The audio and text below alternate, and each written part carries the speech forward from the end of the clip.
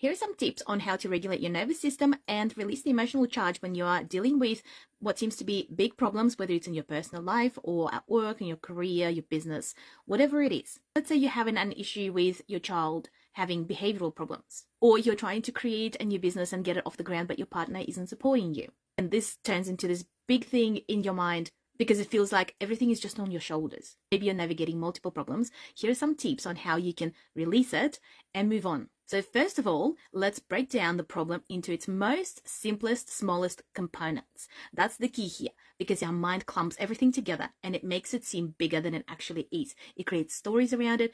It attaches other unrelated things to it to make it seem bigger, and then your mind constantly circulates it and loops it in your head, making it seem worse than it actually is.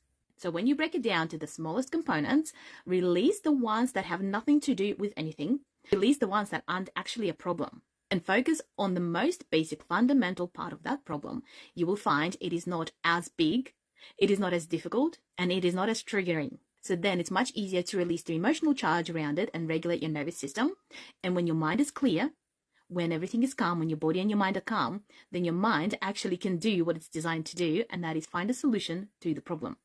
And I guarantee you will find a better solution from this place than from seeing the problem as this huge, big elephant in the room, and your mind is too busy thinking about the problem. So what does that look like? Let's say the first example, your child has behavior problems. So maybe you're looking at it as a whole day worth of events, and then you're putting it down to that one problem. Let's break it down. Let's take away all of those other instances, stories, all of those other things that your mind has clumped together with that problem, and break it down to the most basic fundamental part. Like, for example, the child just doesn't acknowledge you have given them an instruction and they ignore you.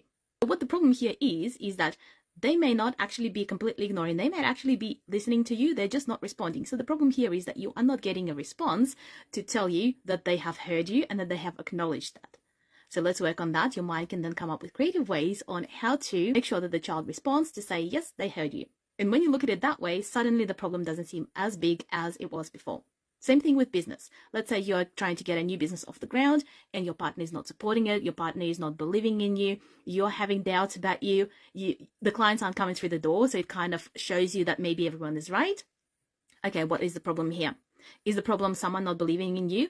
Or is it the fact that you are starting to not believe in yourself because your mind is not seeing the proof of it working?